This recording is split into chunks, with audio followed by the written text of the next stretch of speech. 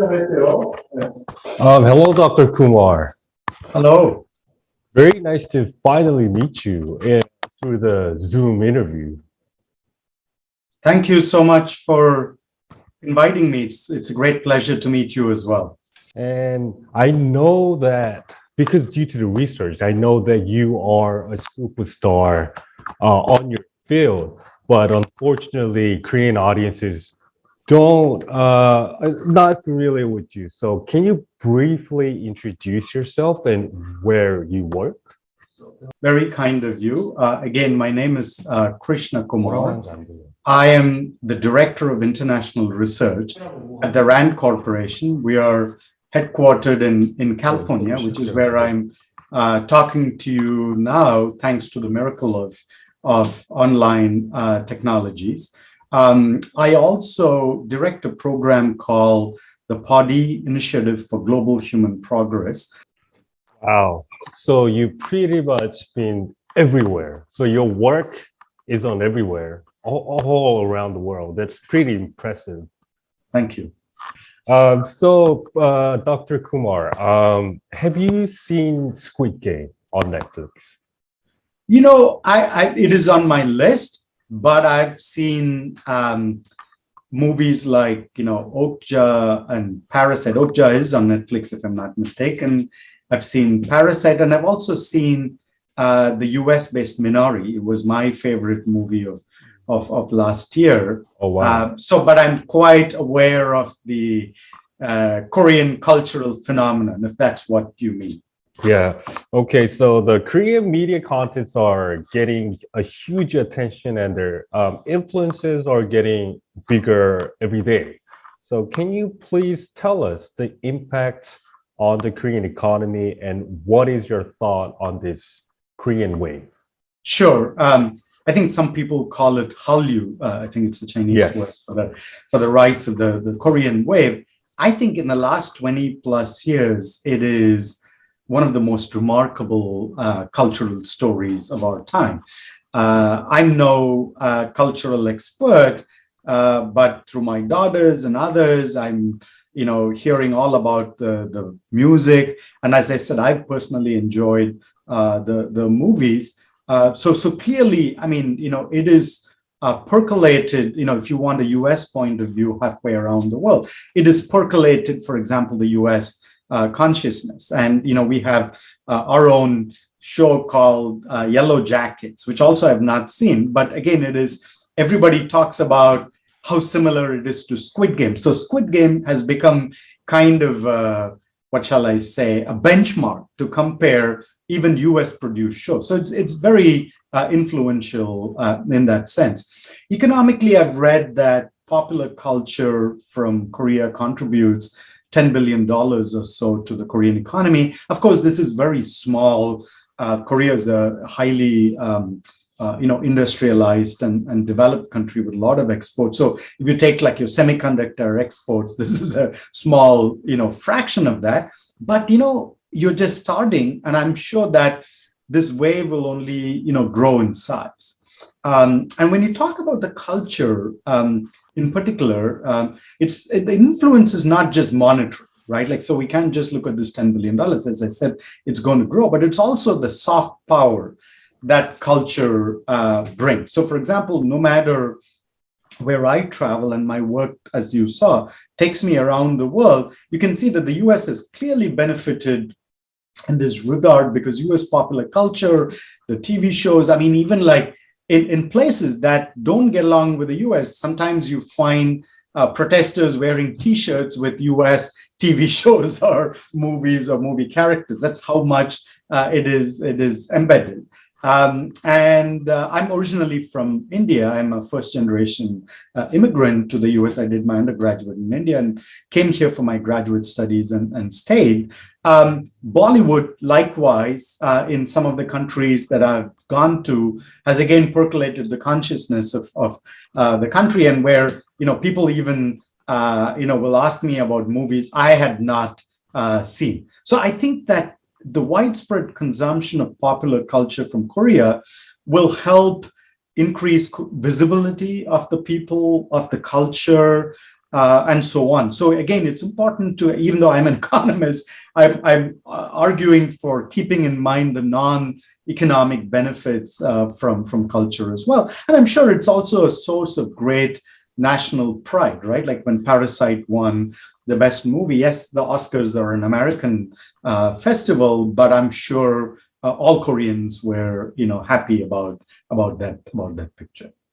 To the next question, in Korea right now, the rise of the housing price is a huge issue, and presidential candidates talk about housing price all the time. So, in your opinion, what would be the optimal way to solve the rise of housing price? Again, another really complex problem. I'm seeing that the prices have surged by 12% in Korea already, in this year, median prices going up. We already talked a little bit about household debt. The reason that is going up is because housing prices are going up faster than wages. So what do? You have to borrow even more than you were planning. I mean, usually all of us borrow to buy a house. Now you have to borrow even more. And actually, the Bank of Korea action of increasing the interest rate that I mentioned was partly motivated by this, to take care of at least the financial side. We have all learned a lot from the great financial crisis, subprime lending, and so on, where people tended to buy houses they could not afford, and the financial system collapsed. And you're going to get tired of me saying this, but it's true. Korea is not alone in this, right? So in the US, there's a shortage of inventory, and there's been increase in saving, even as some parts of the society were hurting because of COVID. Another part was saving more and more, and they were chasing the real estate. So the prices have gone up, especially in states like California, where I live. Housing, is its own specialized area. But some of the proposals that I see here, for example, to ease zoning restrictions and build new and high-rise units. So in the US, it's seen in many places as a problem of supply, right? Build more places to bring down the prices. This might not apply for Korea because, I've been to Seoul, and Seoul is pretty built up already, right? It's all high-rise buildings, so on and so forth. So, but in general, decentralized development might be one option. So there's a good reason why people want to live in cities. It has positive externalities, as economists would like to say. There are a lot of, supporting industries, high human capital, people you can interact with, but the negative side is congestion, prices going up. So some of it might be the market saying, like, enough is enough, don't centralize everything. So decentralized development might be, one option to deal with it. And COVID and remote work might already be doing this. I'm sure you're seeing this in Korea. We're seeing this in the US, where people are moving away from urban centers, moving to second, third tier towns. And of course, they're increasing the housing prices there, and those people are complaining. But I think some of this movement is inevitable, right? But overall, in general, there's an acceptance also now that up to this point, housing, urban development has just happened in an ad hoc way. The economy developed and housing expanded, urban sprawl expanded. And so maybe, in the post-COVID era, I hope there is such a era, and in the future of work with remote working and so on. Maybe we need to put housing and urban policy at the center of economic planning, what it's called reimagining the lived space, if you will, rather than, let it be ad hoc. The one thing, I know the price surge is really hurting people, but I don't know whether it's a ray of light or just an explanation, is that it's being now driven a lot by the demand for medium and low cost apartments in outlying areas of Seoul. So maybe some of this decentralized development and, being, how housing becoming an option for less lower income people maybe is a good thing. But again, we need to have a strategy to make housing affordable, especially for low income populations, not just, be reactive to it. Rather, we have to be proactive, in the housing policy. So, in your opinion, do you think having more supply will help decrease the housing price? In general, that is the prescription that you see here. But in the US, like in the cities that I live in, for example, in Los Angeles, the unhoused and unsheltered people, that is a big challenge. So how are they addressing this? They're building like small mini houses to house them. So supply is always seen as the solution, whereas I think, because Seoul is already so built up, I think decentralized development would be the only way. It shouldn't be that everything is dependent on Seoul. So, you can see this, for example, in the US, companies have started moving from California to Austin. Of course, and then soon Austin is going to become more expensive, too congested, and people might have to move somewhere else. Do states, if the company moves into different states, maybe a countryside, do they give you a huge tax relief? Yes. Okay. Many states give, incentives, right? And that's why, or actually, our higher taxes and congestion, difficulty in attracting talented people is almost like, a negative effect, right? So either you can have positive incentives given by the state you're moving into, or the existing state becomes so unaffordable, so high tax, so congested that people are automatically moving to other places. Yes. I think the Korean this centralized development. I think it's a little more complex than in the States, because I mean, the United States is such a huge country. You have many places that you choose to leave, but Korea only has Seoul, and everyone wants to live in Seoul. It's a very difficult for government to I completely agree. decentralize. But it's like, it's one thing to be 5 minutes from downtown Seoul, but it's another thing to be maybe an hour by bullet train from downtown Seoul, and you can go when you want, but there are livelihood opportunities an hour and a half away, right? So some of the organizations we were working with, likewise, were moving out of Seoul in, like an hour away and so on, because of all these reasons. So that much you can do. You don't have to go 5 hours away from Seoul, because you might be in a different country altogether. Also, the development of technology will definitely help as well. Exactly. Yes. Thank you. To the next question, I think this might be the final question of our interview. How do you see the current wealth gap between the rich and the poor in Korea?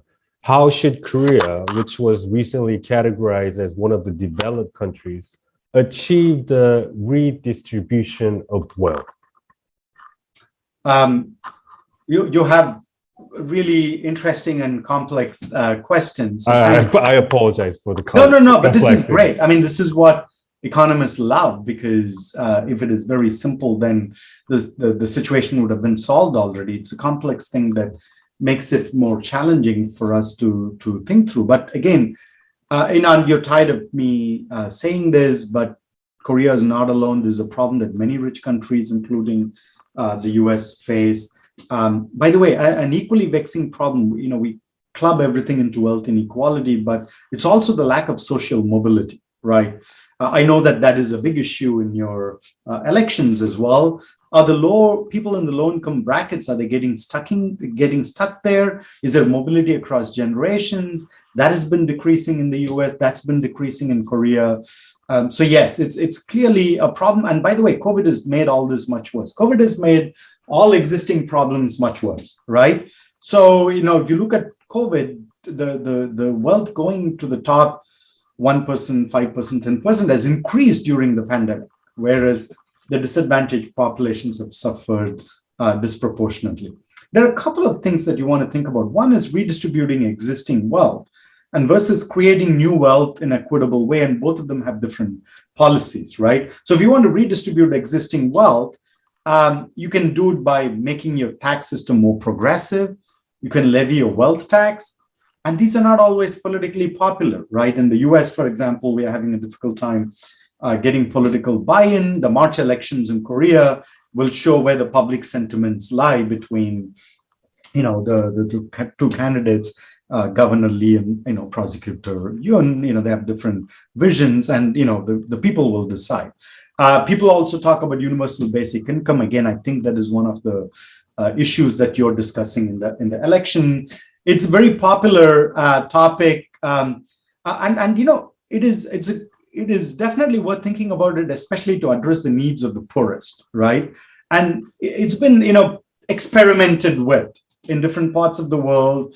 Evidence is still coming in, and some of the evidence shows, yes, it addresses poverty, it improves health and education outcomes, but more importantly, it doesn't have too much of a negative effect on the labor supply, right? But again, universal basic income is just to get along or get by for a individual, for a family thrive. You need to address the issue of, social mobility, right? And of course, universal basic income have to be funded out of tax revenues. Excuse me, Dr. Kumar. Can we talk about the universal basic income maybe separately? Yeah, sure. If we have time. Yeah, sure. Yeah. I don't have a whole lot more to say, but we can definitely talk about it. But I think that we should also be focused on creating future wealth in an equitable way. So, for example, investment in human capital is important. As I mentioned earlier, we are always thinking about balancing incentive effects and distributional effects. So if you tax everybody very highly, every corporation very highly, you'll have more to redistribute, but then you're going to be affecting the incentive for people to work, make those profits in the first place. So we're constantly trying to balance that. But in most of the models I've studied, investment in human capital do a good job of balancing this, right? And these investments have to start early. Much of the emerging research shows that very early in life, the disadvantages come into play, right? So in the case of Korea, education attainment is high already, college enrollments highest in the world. So the aim is not just, making sure there is high education, but what do you do with that education, right? So you need, for example, maybe a less elitist and a tier-based system on hiring. So rather than looking only at a particular college that a person went to, what is the individual really bringing to the firm, right? Because that's the way you can prevent inequality from persisting generation to generation, especially if you're looking at the future of work, lifelong learning. It's not just college education, it is how quickly adaptable, flexible you are, what kind of credentials can you get, what kind of emerging technology do you deal with. And again, the flexibility in education and hiring is important to address inequality and social mobility. But overall, I think COVID is a time of reckoning for all of these societies. And we're all trying to rebuild, reimagine, and we need to think about institutions to look at the structural inequities, right, in education. For example, the elitism in the education system. We're talking about workplace, if there are monopolies, if they're lobbying for political advantage, if they're affecting hiring, and so on. So without a fundamental examination of, institutions, anything to address inequality is just going to be Band-Aid for the short term, right? But I'm always optimistic. I feel that you can balance the positive effects of capitalism, globalization, technological change. We've talked about some of this with also, increasing opportunities for everybody and creating a more equitable society.